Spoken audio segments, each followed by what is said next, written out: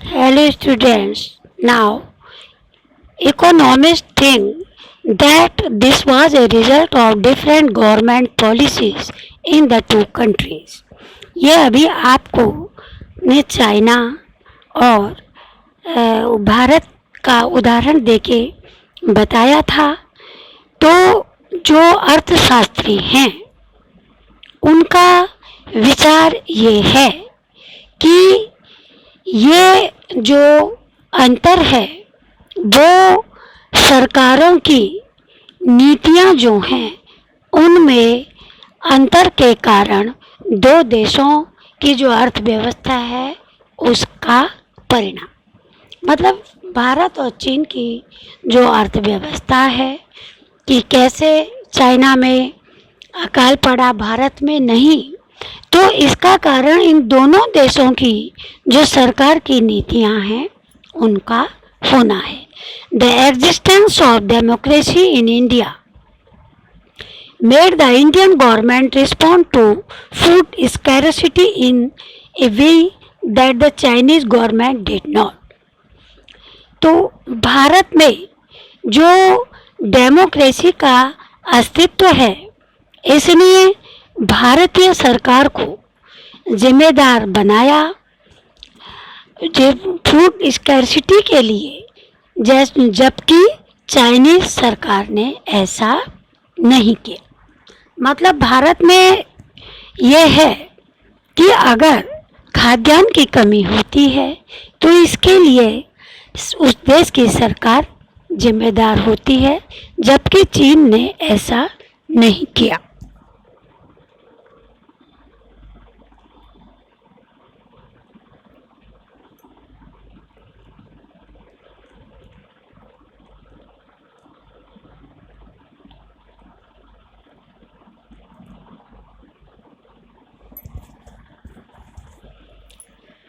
They point out that no large-scale famine had ever taken place in an independent and democratic country. If China too had multi-party elections, an opposition party and a press free to criticize the government, then so many people may not have died in the famine. तो उन्होंने ये कहा Chinese ने कि किस बड़े पैमाने पर ये जो अकाल पड़ा है ये किसी भी स्वतंत्र और प्रजातांत्रिक देश में जो भी अकाल पड़ा है तो ये बहुत बड़े पैमाने पर नहीं पड़ा है अकाल। If China too had multi, यदि चाइना में मल्टी पार्टी इलेक्शंस होते हैं और जो अपोजिशन पार्टी है और जो प्रेस है वो फ्री है क्रिटिसाइज करने के लिए सरकार की, तो बहुत से लोग इस अकाल में मरे हैं। This example brings out one of the reasons why democracy is considered the best form of government. तो ये उदाहरण ये दिखाता है कि यही कारण है कि क्यों डेमोक्रेसी को सरकार के बेहतर रूप में देखा जाता है।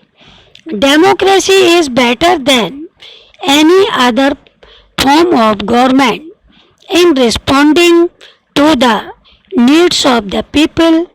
A non-democratic government may and can respond to the people's need.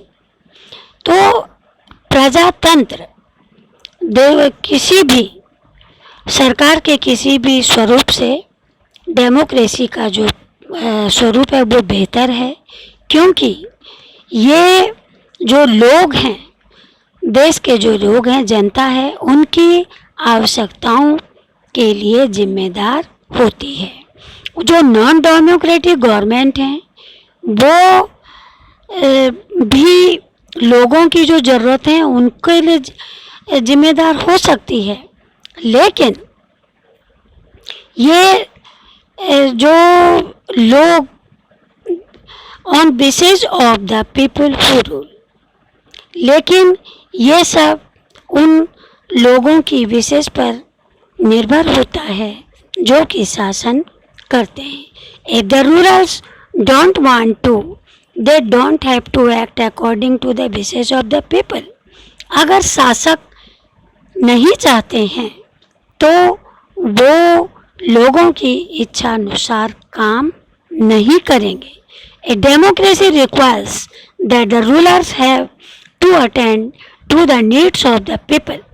और एक प्रजातंत्र में ये मांग होती है कि जो शासक हैं उनको लोगों की ज़रूरतों को, आवश्यकताओं पर ध्यान देना होगा.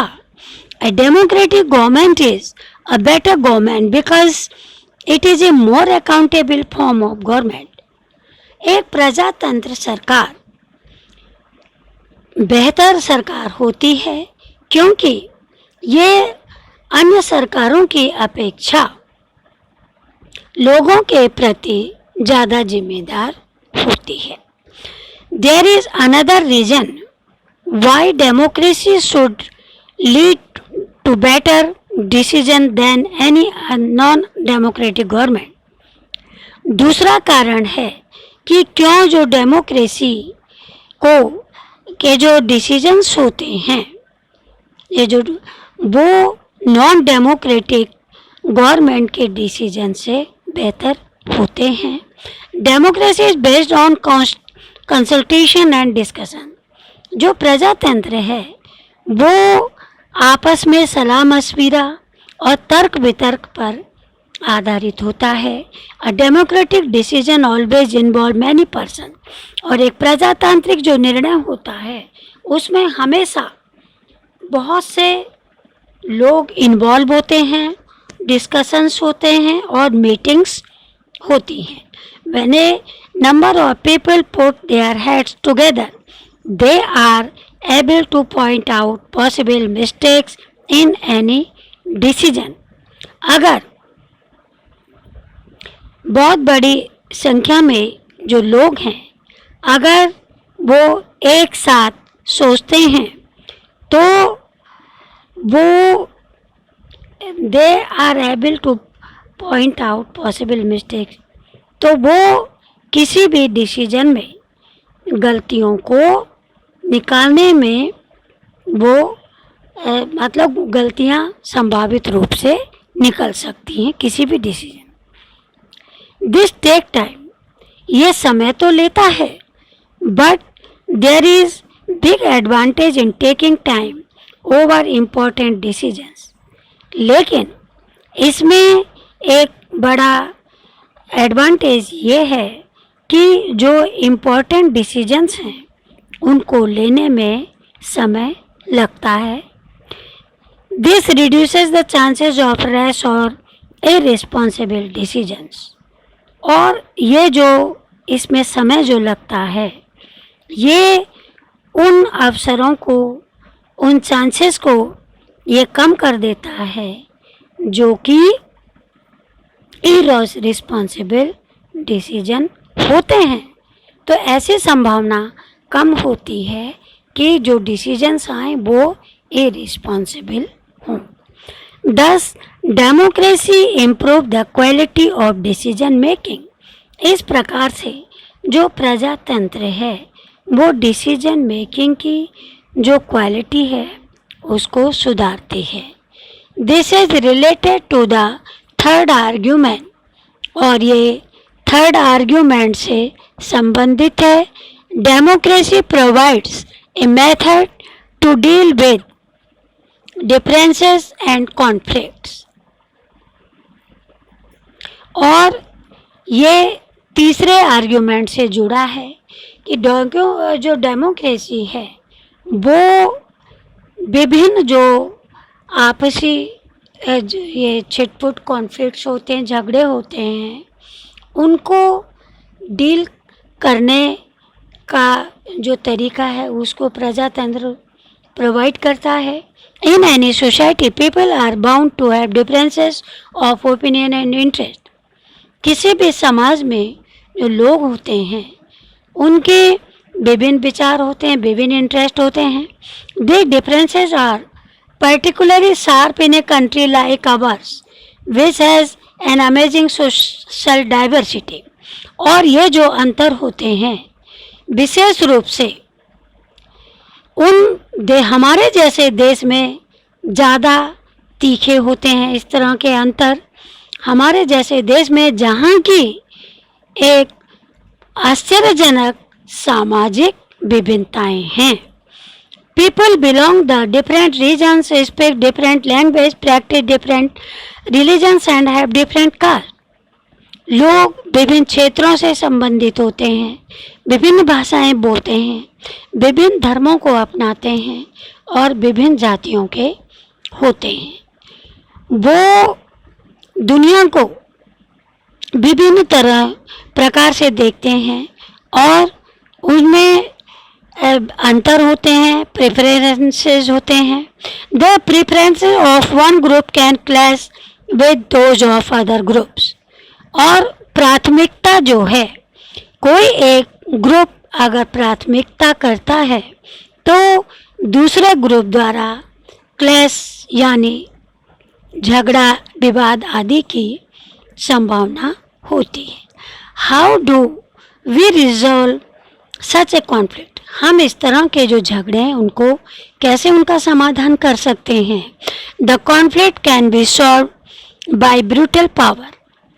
तो जो कॉन्फ्लिक्ट है, आपसी संघर्ष हैं, इनको क्रूरतापूर्वक और पावर के बल पर इनको सॉल्व किया जा सकता है.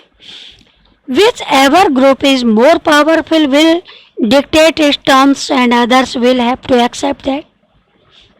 जो ग्रुप ज़्यादा शक्तिशाली होगा वो एक तरह से तानाशाह के तरह काम करेगा और दूसरे ग्रुप को इसे स्वीकार करना पड़ेगा.